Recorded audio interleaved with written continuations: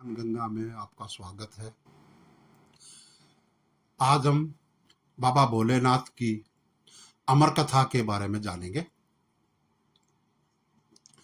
कहा जाता है कि भागवत वही अमर कथा है जो भगवान शिव ने माता पार्वती को सुनाई थी। आप सभी श्रोताओं से मेरा विनम्र निवेदन है कि यदि आप भोले बाबा के सच्चे भक्त हैं तो ये कथा पूरी सुने, वीडियो को स्किप ना करें। अमर कथा कोई किस्मत वाला ही सुनता है।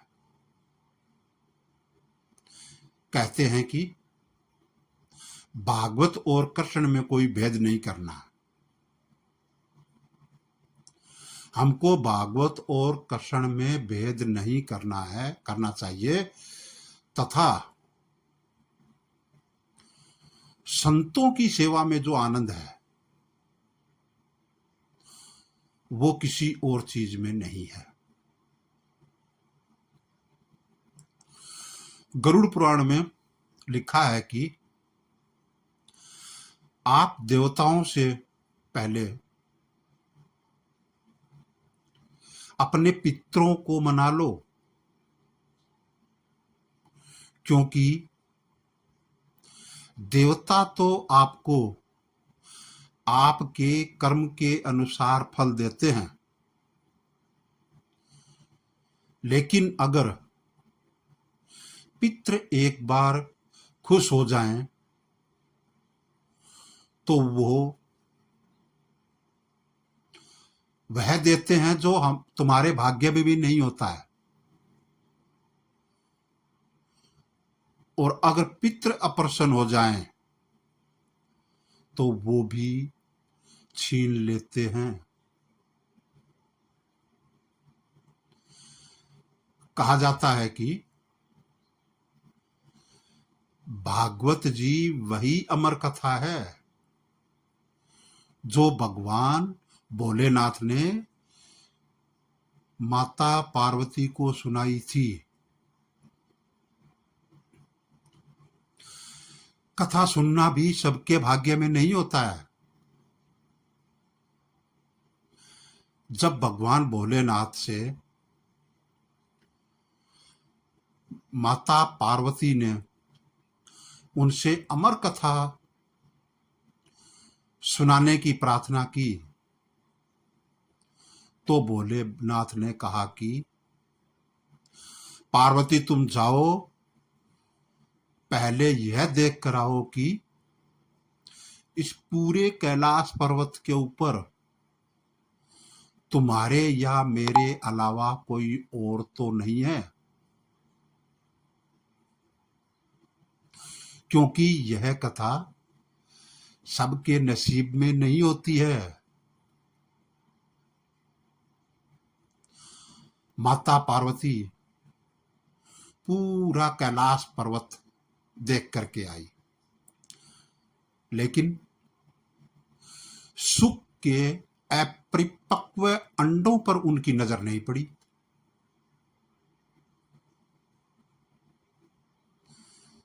भगवान शंकर जी ने पार्वती जी को जो अमर कथा सुनाई वह भागवत कथा ही तो थी, लेकिन मध्य में माता पार्वती जी को निद्रा आ गई और वो कथा शुक ने पूरी सुन ली। यह भी पूर्व जन्मों के पाप का प्रभाव होता है कि कथा बीच में छूट जाती है। भगवान की कथा मन से सुनने के कारण ही जीवन में पूरी तरह से धार्मिकता नहीं आ पाती है। जीवन में शाम नहीं तो आराम नहीं।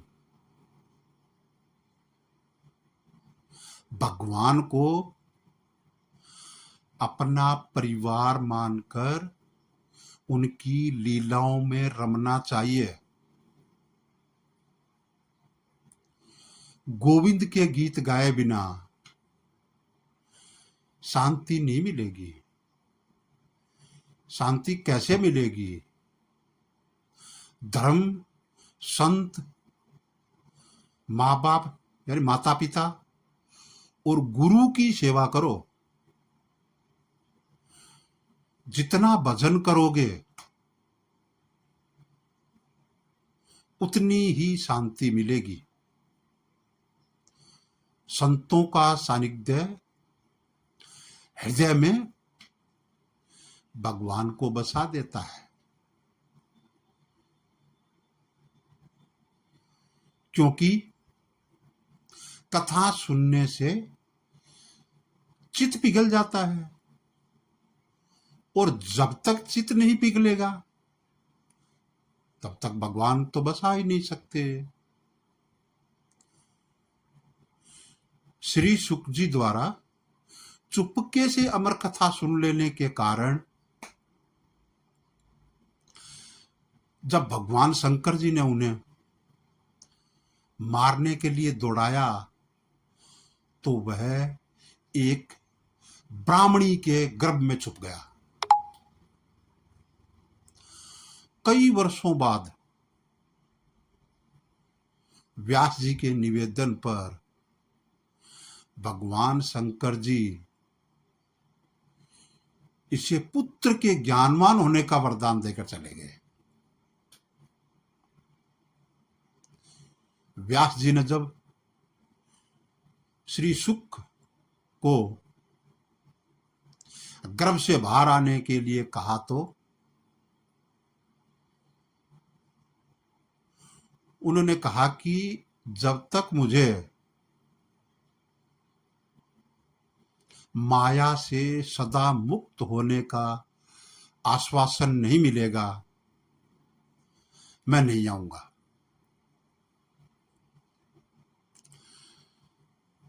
तब भगवान नारायण को स्वयं आकर के ये कहना पड़ा कि श्री शुक जी आप बाहर आ जाओ, आपको मेरी माया का असर कभी नहीं होगा या मेरी माया आपको कभी नहीं लगेगी। उन्हें आश्वासन मिला, तब वह बाहर आए। यानी कि माया का बंधन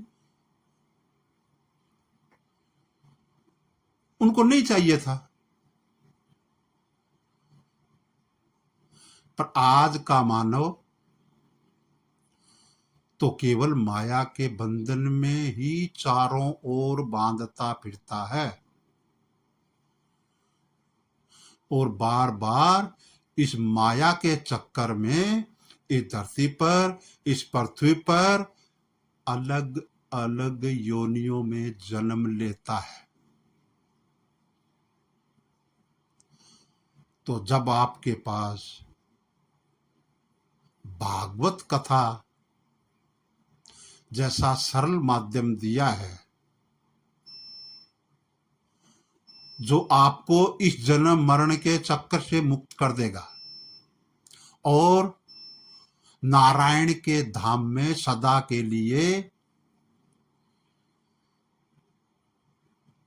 आपको स्थान मिलेगा।